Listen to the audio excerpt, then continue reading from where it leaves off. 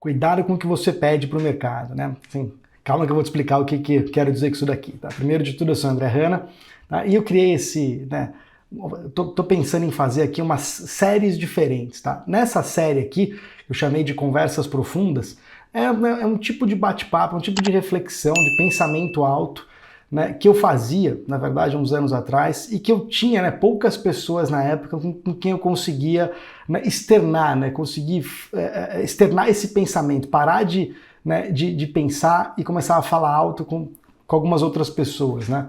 Então, assim, eu dividi, né, quando você vê o nome aqui embaixo, escrito Conversas Profundas, vai ser esse tipo de série com um tema um pouquinho mais, né, pensando alto aqui, tá? E o que eu quero dizer com cuidado com o que você pede, tá? Então, assim, tem coisa, né, vou fazer uma analogia aqui, que não adianta, né, sei lá, não adianta, por mais que você tenha fé, não adianta você pedir para viver para sempre. Isso não vai acontecer, né? Por mais que você ponha fé, né, nas suas orações, não vai. Né? Outra coisa que não adianta é, sei lá, você pedir para uma grávida, para o teu filho, né? Eu tô pedindo para Deus aqui, para o meu filho nascer antes. Na verdade, assim, até poderia acontecer, né? Deus o livre guarde, né, por um parto prematuro, mas assim, você precisa do tempo natural para as coisas acontecerem, né? Sei lá, eu com 1,69 de altura, não adianta eu rezar ou treinar, né, e falar porque eu quero ser um campeão de basquete. Assim, não adianta, né? Simplesmente não tem precedência, não tem outros casos similares, e assim, dificilmente eu seria o primeiro caso a conseguir isso, tá? E o que eu tô falando isso daqui? Porque no mercado, né, tudo isso, né, cuidado com o que você pede, cuidado, né, para que santo você reza, no mercado seria igual você tentar estudar ou achar ou procurar uma estratégia em que você não tem que estopar, ou tem que estopar o mínimo possível, tá? E eu sei que parece besteira falar, André, que bobagem que você está falando, mas assim, para pensar, né, quantas vezes você não buscou ou não ficou bravo de ter que, né, putz, isso aqui eu estou estopando demais, ou o stop está muito caro e por aí vai, tá? Eu vou fazer um disclaimer aqui, tá? Tudo que eu estou falando aqui só vai fazer sentido, esse tipo de conversa que a gente está tendo aqui, que eu tinha também com algumas poucas pessoas com quem eu conseguia ter conversas profundas, né, só faz sentido desde que você opere com lógica operacional e que essa estratégia, ou que esse processo que você siga, te entregue uma expectativa de retorno positiva no médio prazo, uma janela longa de tempo. Se você ainda opera com variáveis, né, sem relação de causa e efeito com preço, não tem lógica operacional, está operando por impulso, tudo que eu estou falando aqui vai se perder entre o que é o problema, se é técnica ou se é emocional, tá? Eu estou fazendo já um disclaimer aqui, eu estou pressupondo que, né, olha aqui, ó, a parte da técnica, olha, eu sei o que eu tenho que fazer, né, e agora eu estou tentando colocar as coisas no lugar em termos de conversa, em termos de estruturar o teu pensamento, tá? Feito esse disclaimer aqui, né, voltando para a questão, né, de cuidado com o que você pede, para ter, eu não diria 100% de taxa de acerto, mas assim, errar o mínimo possível, errar quase nada, ou ficar muito bravo por ter que estopar, né? Às vezes é por ter que estopar uma operação individual, por estopar algumas seguidas, por passar uma sequência de 1 ou 2 dias perdendo e por aí vai, né? Ou por você estar buscando ou validando uma nova estratégia em que você fala, não, olha, o meu foco aqui, a minha meta, né, que a nossa cabeça funciona como um goal seeking, né, ou um solver do Excel, que é, putz, você põe um negócio na cabeça e a tua cabeça vai tentando te entregar aquilo que você está buscando como objetivo, né? Se você ficar buscando uma minimização, né, não é isso que eu gosto de minimizar o stop, mas assim, se você ficar buscando algo que, putz, eu não vou ter que apertar o botão quando eu estiver errado, ou seja, eu não vou errar, ou vou errar o mínimo do mínimo possível, ou seja, menos do que o aceitável, você está com uma mentalidade errada, né? E assim, por que é impossível operar sem errar, ou sem estopar, na verdade? A palavra o erro, né, ela se confunde com stop, né? Estopar, na verdade, não necessariamente é você errar, é você fazer tudo certo e deu errado, desde que você esteja operando com lógica operacional, com variáveis que tenham relação de causa e efeito com o preço, você está fazendo tudo certo. Uma coisa é errar, a outra coisa é você perder dinheiro, tá? Assim, assim, eu não considero o stop, desde que você esteja operando com lógica, um erro. Na verdade, ok, você seguiu, né, e faz parte do processo algumas operações darem errado.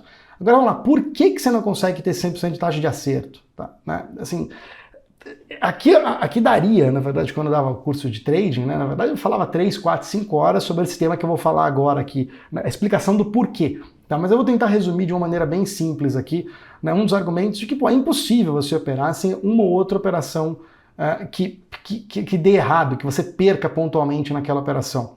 Tá? Assim, pega a estratégia mais previsível, vamos dizer, de todas, que seria você estar operando ações e você constatar que tem ali alguém grande, uma pessoa, um player institucional, executando uma ordem gigante através de um algoritmo em que ele fracionou essa ordem grande em várias pequenas e que ele está ali comprando numa taxa previsível. Ele está comprando ali 5, 10 mil ações num intervalo de 30 em 30 segundos. Tá? Você pegou isso. Você pegou e você viu que não tem contraparte no mercado, é uma janela favorável dentro do dia, ele ligou esse algoritmo muito cedo, ou seja, uma série de fatores que no contexto, né, num contexto geral, geram um trade mais previsível de todos. Você fala, pô, esse cara vai continuar, se ele está comprando, ele ligou esse horário, esse cara vai continuar comprando nessa taxa, nesse ritmo, provavelmente por um bom tempo, senão ele não teria ligado esse algoritmo nesse horário. Bom, isso é um exemplo de lógica operacional. Tá? Mesmo que você tenha esse sinal, para operar você precisa de um sinal. Você teve um sinal, olha, o cara ligou o algoritmo, né, ele está piorando a oferta, ele pagou 10 mil a 1 centavo, sei lá, 10 reais, daqui 30 segundos ele piorou a oferta, pagou mais 10 mil a 10,02, né, na terceira ordem que ele piora a oferta, 10,03, você fala, puta, esse cara ele ligou o algoritmo, ele dá com tem um caminhão para comprar, e ele vai continuar comprando nessa taxa, né, a cada 10 mil lotes, né, 10 mil ações, a cada 30 segundos, e por aí vai. Você tem o sinal. Por mais que esse sinal se perpetue, ou seja, que ele continue comprando nessa taxa, nesse ritmo e piorando a oferta, pode acontecer um monte de coisa. Eu vou dar alguns exemplos aqui. Pode aparecer contraparte no mercado, pode aparecer um cara, um outro institucional, que viu que tinha liquidez na compra e já queria vender, e ele liga um algoritmo para vender. Ele interrompeu a premissa de que, pô, para esse cara que estava comprando conseguir comprar, ele vai ter que comprar a preços cada vez piores, vai fazer o preço subir e gerando lucro na tua compra, na tua estratégia. Né? Então é o seguinte, pode surgir no meio desse caminho, pode surgir uma outra coisa, pode surgir uma notícia, um fato novo, vamos chamar assim, de que mude, altere o preço fundamental, o valor de equilíbrio daquele ativo. Isso é um tema um pouco mais complexo, eu vou fazer vídeos aqui no canal, eu chamo de macrofinanças, que é o tipo de estudo da precificação daquele ativo. Tá? Pode sair alguma coisa. Tá? Para ações é normal sair todo dia, toda hora, fatos novos? Não. Mas as variáveis vão mudando, a taxa de juros, a taxa de desconto, que é, né, o juro real da economia, que é um dos inputs para se precificar esse preço justo do ativo, pode mudar, tá? O valor de equilíbrio daquele ativo pode mudar. Então, pode acontecer muita coisa. Eu dei só 2 exemplos aqui, né? Ter aparecido contraparte, né, vendendo, e ter saído uma informação nova ou mudado a taxa de desconto que mude o valor do equilíbrio daquele ativo e, né, tudo que você tinha até então não faz mais sentido, ou faz um sentido relativo. Né? E aquela operação que parecia perfeita, ela simplesmente, você tinha que ter feito, naquele momento, no tempo zero, né, você tinha que ter feito aquela compra com base naquela premissa, mas mudou. E aí você pode ter sorte de ter saído ainda no 0 a 0, um pouquinho no lucro, ou foi pro teu stop. O fato de você ter perdido dinheiro pontualmente naquela operação não significa que essa estratégia que você segue é ruim, nem que você é ruim. Ok? Tá? De novo, porque eu estou considerando uma estratégia que tem uma relação de causa e efeito, que ela tem lógica operacional. Por isso. Então, esse é um motivo, né, de 2 exemplos aqui pelos quais não adianta. Por melhor que seja a tua estratégia, por melhor que seja a tua capacidade de ler mercado, por mais que você operacionalize e transforme tudo isso num quant, né, num sistema quantitativo ou até sistemático, que te execute de forma automática, isso não vai inibir, né, o mercado de ser mercado, que é o mercado anda por coisas sobre futuro, não é sobre presente nem sobre passado. Ele anda agora sobre expectativa de futuro. Né? E você está operando o futuro, você está operando, por mais que você está operando ações, você está operando expectativa de futuro e, pior de tudo, está dependendo de outros players. Depois que você entra na operação, ganhar ou perder dinheiro não depende mais de você, depende do que os outros players vão fazer com opiniões próprias, com informação nova que vai chegando no mercado. Ou seja, o mercado não é determinístico, não é, olha, tem tudo isso daqui, eu faço isso, o resultado vai ser esse necessariamente. Isso é ser determinístico. Não é que nem um engenheiro construindo uma ponte. Ele é determinístico. Olha, vou usar esse cálculo, essa quantidade de concreto, essa quantidade de vergalhão, e a ponte vai sair reta, assim, assim, assim. Isso é ser determinístico. O mercado é probabilístico. Olha, eu estou fazendo tudo certo, olhei tudo que eu tinha para olhar, dentro do nosso limite de informação disponível que a gente tem, e o resultado não está na sua mão necessariamente, naquela operação individual. Numa sequência, tudo bem, depende da estratégia que você use e por aí vai.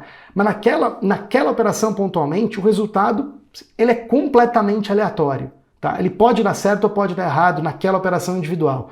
Mesmo que você esteja operando com lógica, com coerência, tudo, pode acontecer muita coisa. Pode sair uma informação nova, mudou e inverteu aquilo e te fez estopar. Então assim, dei toda essa volta para te provar o porquê que não dá para você operar sem querer estopar. Ah, André, mas putz, eu sei que tem que estopar e por aí vai. Mas muitas vezes, né, a gente nasce com algumas operações em que a gente fala, putz, essa aqui, né, ela tá tão encaixadinha, ela tá tão redonda que eu nem vou pensar no stop dela porque eu acho que ela vai dar certo. E aí nasce um problemaço. Então, às vezes, não é que você não quer estopar numa sequência inteira, ou pensando metodologicamente numa estratégia, falar, não, quero ter 100% de acerto e não vou ter que estopar. Às vezes é uma que te tira do prumo, é uma ou duas operações e fala, não, essa aqui tá redondinha, essa aqui não tem stop, porque eu acho que não precisa. Tudo que eu estou dizendo aqui encaixa nessa de cuidado com o que você pede, né, para o mercado, cuidado com o que você estuda, né? Putz, eu quero ter uma estratégia ou uma operação em que eu não tenha que estopar, ou tenha que estopar o mínimo possível. A questão é, será que esse mínimo possível é viável? Né? Esse aqui é o ponto. Né? E eu vou dizer, né, falar um pouco do que eu acho que é o stop aqui, na verdade. Né? Para mim, né, os custos de operar não são só os custos de spread, que é você ter que, né, agredir o vendedor ou o comprador. O custo do spread é um custo operacional, né, que nós temos como pessoa física. Institucional tem outros, que eu nem vou citar aqui para não ficar, né, impacto de mercado e por aí vai, para não ficar incompridendo. E corretagem não tem mais, né, para pessoa física, e emolumento, taxa de bolsa e por aí vai. Não é só isso. Para mim é muito claro que o stop ele é um custo operacional. Tá? Olha o que eu vou dizer aqui, como eu encaro isso. Stop é como se operar para mim, é como se fosse um fluxo de caixa. Eu tenho que aceitar pôr dinheiro no mercado para tirar dinheiro. É inerente, eu tenho que aceitar pôr dinheiro. Ah, André, com toda operação? Claro que não. Mas na essência, é como se eu estivesse abrindo um negócio em que eu tenho que ter um fluxo de caixa. E operar intraday, independente de ser giro ou até swing trade, você tem que ter essa máquina de aceitar mentalmente. Às vezes você nem vai pôr, porque às vezes naquele dia ou naquela sequência você não estopou, mas tem que aceitar mentalmente, pôr dinheiro para ter a chance de tirar dinheiro. O stop, ele pode ser visto como um fluxo de caixa ou como um custo. Olha isso, olha isso. Por isso que eu chamo esse quadro de conversas profundas, porque assim, eu estou externando o meu raciocínio e de outras pessoas com quem eu convivi na época.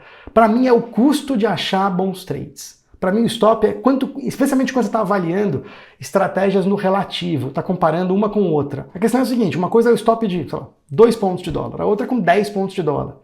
Assim, por mais que as duas tenham lógica operacional e por aí vai, uma coisa é você estopar com 2 pontos de dólar, te custa, né, em termos de frequência de mercado, te custa muito pouco, né, vamos dizer, apostar em 5 operações, né, você tem 5 chances diferentes para poder ter um ganho, né, e na outra operação que o teu custo de achar bons trades é 10. No relativo, claro, não dá para dizer que só o stop isoladamente ele tem que ser avaliado como um critério decisório entre ir nessa estratégia A ou estratégia B. Não é isso, mas ele entra para mim na minha conta. Né? Ele entra para mim na minha conta, é o custo de achar bons trades. Quanto custa eu replicar essa estratégia em termos de stop? Fora emolumento, fora frequência de operações, fora a questão do spread, por aí vai. Né? Eu penso dessa forma, eu raciocino como sendo, putz, o custo de achar bons trades. Você tem que aceitar mentalmente, dar dinheiro para o mercado para ele ter a chance de te voltar dinheiro. De novo, volto a dizer, tudo isso só faz sentido se você tem uma estratégia com lógica operacional, que tem um sentido, que tenha variáveis com causa e efeito com preço e que entregue uma expectativa de retorno positivo, né? Ou através de backtest, ou especialmente se você já tiver, né, extraído dinheiro de maneira sistemática do mercado, mesmo que com um lote pequeno, com essa estratégia. Eu sei que acaba sendo um tema, né, que às vezes as pessoas não querem ouvir às vezes, né, só especialmente de estratégia e por aí vai, tal. Mas eu acho que é importante assim, colocar as coisas no lugar. Muitas vezes eu me peguei no passado, né, pedindo, né, pedindo que eu digo, né, buscando ou rezando ou sei lá o quê, pedindo para achar uma estratégia que pô, nunca errasse. Né? E na verdade você né, tem que dar um passo para trás. Eu dei esse passo para trás. Falei, cara, é impossível. O mercado é sobre o futuro. O mercado tem que ter uma cabeça de probabilidade. Né? Eu tenho que ter uma estratégia que me entregue retorno, expectativa de retorno positiva. Mas trade a trade, individualmente, é incontrolável. Eu não sei se o próximo trade vai dar certo ou não, por melhor que sejam os sinais que aquele trade emita. Tá? Porque é uma característica inerente do mercado, essa imprevisibilidade. É inerente a ele. E aí quando você aceita que o mercado é desse jeito, e você tem uma estratégia né, coerente, né, você tem que. Não basta só. Você coloca duas pessoas para operar ali com a mesma estratégia. Uma aceitou que é assim que funciona, e a outra pessoa não aceitou, ela provavelmente não vai conseguir ganhar dinheiro depois de 6 meses ou um ano, porque na cabeça dela, ela vai estar falando, por que eu estou tendo que estopar aqui? Por que eu estou tendo que dar esse dinheiro para o mercado para só depois ganhar? Eu só estou ganhando o net, né? Receitas menos despesa, que seria o custo do stop. Por que eu não ganho só as receitas? Por que eu não zero o meu stop? Porque não dá, é inerente. O que você pode fazer é maximizar, tentar ter uma receita né, maior e um stop levemente menor. Ou você pode maximizar a tua margem, né, mas você não vai conseguir zerar o teu stop. De novo, é fluxo de caixa, é pôr dinheiro, aceitar pôr dinheiro em algo lógico para ter a chance de tirar dinheiro. Tá? O que você pode questionar é, pô, será que a minha frequência de stops está boa? Será que eu estou estopando certo? Aí sim é questionável. Assim, você tem que. Não estou dizendo aqui que você aceita aquele stop, o tamanho que for e que se dane. Não, você tem que operar com coerência. O que eu estou querendo consertar aqui né, é uma possível forma de pensar de você, ou que está no começo operacional, buscar uma estratégia com 100% de acerto, ou que você que já opera está querendo validar uma nova, melhorar a tua, ou buscar uma nova estratégia e que você está pedindo né, para Deus ou para qualquer santo que seja, uma minimização de stop para um nível menor do que o mercado consegue te entregar pela própria natureza de imprevisibilidade que ele tem. Tá? Espero que você tenha gostado. Vou trazer outras séries também com nomes diferentes. Vou trazer séries com meus maiores erros operacionais, algumas com os acertos, né, e outros nomes de séries também. Vou sempre colocar depois do título um tracinho e o nome da série aqui também. E se você gostou, considera se inscrever no canal, desculpa, né, dá um like, ajuda né, realmente a entender que você gostou e não perder os próximos conteúdos. E também, se você tem alguma sugestão, crítica, dúvida ou né, sugestão de próximo conteúdo, próximo vídeo, coloca nos comentários aqui embaixo. Para mim é bastante relevante, eu leio todos e considero essas dúvidas ou opiniões sempre que eu vou fazer os próximos vídeos. Isso aí, boa semana, até o próximo vídeo, abraço!